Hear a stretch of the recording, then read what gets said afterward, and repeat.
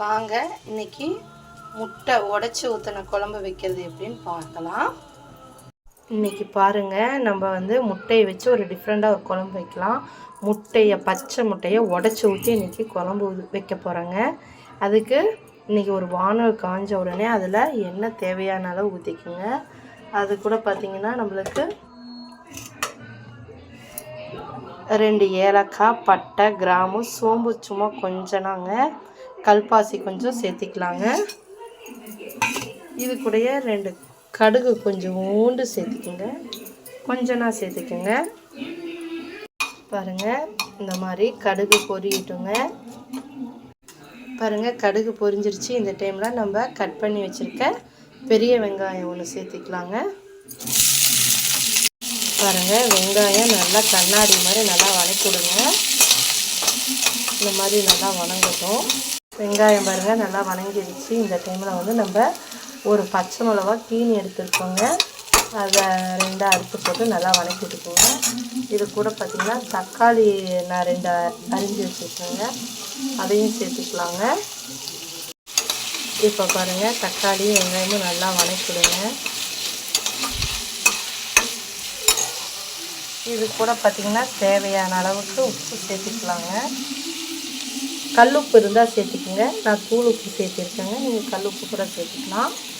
ஆனால் கல்லுப்பு சேர்த்தது தாங்க ரொம்ப பரவாயில்ல. நான் தூள் உப்பு கூட கல்லுப்பை பார்த்திங்கன்னா நைஸாக மிக்சியில் அரைச்சி வச்சுக்கிட்டேங்க, அதனால் இப்போ அதை யூஸ் பண்ணிக்கிறேன். நீங்கள் கல்லுப்பு சேர்த்துக்குங்க. நல்லா வதக்கி விடுங்க, நல்லா தக்காளி வதங்கட்டும். இப்போ பாருங்கள், தக்காளி வெங்காயம் இந்த அளவுக்கு வதங்கிடுச்சுங்க. இப்போ இது கூட என்னென்ன தூள் சேர்த்துக்கலான்னு பார்த்துக்கலாங்களா? இப்போ பாருங்கள், நான் வீட்டிலையே அரைச்சி வச்சுருக்க குழம்பு தூள் சேர்த்துக்கிறேங்க. உங்கள் காரத்துக்கு ஏற்ற மாதிரி சேர்த்துக்குங்க. உங்கள்கிட்ட குழம்பு தூள் இல்லைன்னா மிளகாய் தூள், மல்லித்தூள் சேர்த்துக்குங்க, ஜீரகத்தூள் கொஞ்சம் சேர்த்துக்குங்க, கரம் மசாலா கொஞ்சம் சேர்த்துக்குங்க. நான் பார்த்திங்கன்னா குழம்பு தூள் சேர்த்திருக்கேன். கிராம்பு, பட்டை, கசகசா இதெல்லாம் பார்த்திங்கன்னா அரைக்கக்குள்ளே அதில் ஆட் பண்ணிக்குவாங்க. இது கூட பாருங்கள், மஞ்சத்தூள் கொஞ்சம் சேர்த்துக்கலாங்க. மஞ்சத்தூள் கொஞ்சம் சேர்த்துக்கிட்டாங்க, நல்லா வதக்கி விட்டுக்கலாம். இந்த டைம் பாருங்கள், அடி பிடிச்சிடாமல் இருக்க கொஞ்சோண்டு தண்ணி சேர்த்துக்கலாங்க. சும்மா கொஞ்சமாக சேர்த்துக்குங்க. இது நல்லா பார்த்திங்கன்னா பச்சை வாடை போகட்டும். வெங்காயம் தக்காளியும் இந்த தண்ணியிலே நல்லா வெந்துடும். கொஞ்சம் நான் சேர்த்துக்குங்க. சேர்த்துட்டு நல்லா வதக்கி விட்ருங்க. தூள் பார்த்திங்கன்னா பச்சை வாடை போகட்டும். அது போட்டு நம்ம மசாலா ரெடி பண்ணிக்கலாங்க.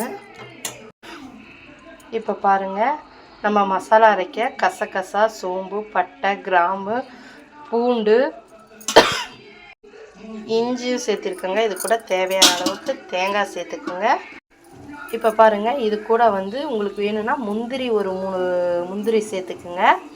வாங்க இப்போ அரைச்சிக்கலாம்.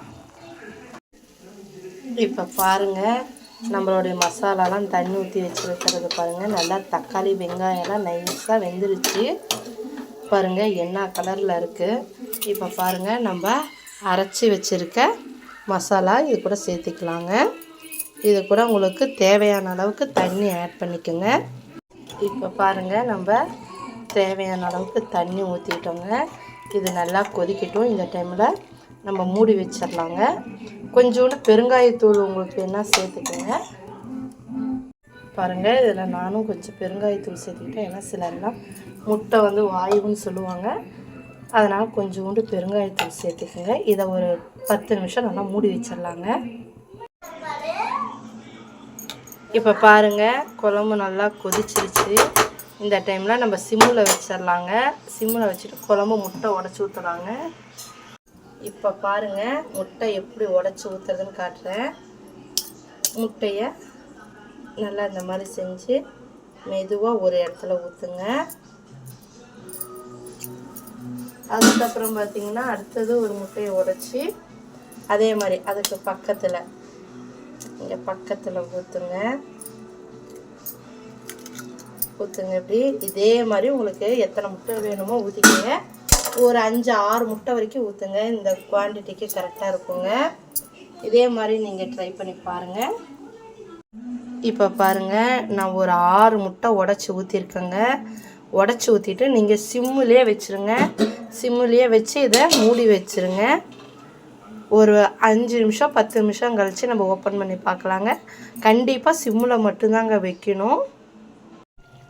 இப்போ பாருங்கள், நம்மளோட முட்டை உடச்சி ஊற்றி வச்ச குழம்பு எப்படி இருக்குன்னு பாருங்கள். இதை வந்து நீங்கள் நல்லா கலக்கி விட்டுறக்கூடாது. மசாமல் பாருங்கள், இதாருங்க இந்த மாதிரி ஊற்றி எடுக்கணும். அப்படியே பாருங்கள், ஒவ்வொரு முட்டையும் அப்படியே ஃபுல்லாகவே இருக்குங்க. இதை பாருங்கள், இந்த மாதிரி நீங்கள் செஞ்சு பாருங்கள். கண்டிப்பாக இங்கே பாருங்கள், அருமையாக இருக்குங்க. நீங்கள் ஒரு டைம் ட்ரை பண்ணி பாருங்கள். உங்களுக்கு பிடிச்சிருந்தா லைக் பண்ணுங்கள், ஷேர் பண்ணுங்கள், கமெண்ட் பண்ணுங்கள். நீங்கள் இதை வந்து பார்த்தீங்கன்னா சப்பாத்தி, தோசை, இட்லி, அதுக்கப்புறம் சாப்பாடு கூட சாப்பிட்டா ரொம்ப அருமையாக இருக்குங்க. இறக்க போகிற டைமில் பார்த்தீங்கன்னா இந்த மாதிரி கொத்தமல்லி தலையை கொஞ்சம் தூவி இறக்கி நீங்கள் செஞ்சு சாப்பிட்டு பாருங்கள். அருமையாக இருக்கும். கண்டிப்பாக நீங்கள் செஞ்சு பார்த்துட்டு கமெண்ட் பண்ணுங்கள். கண்டிப்பாக சப்ஸ்கிரைப் பண்ணுங்கள் மக்களே. தேங்க்யூ. வாங்க சாப்பிட்லாம்.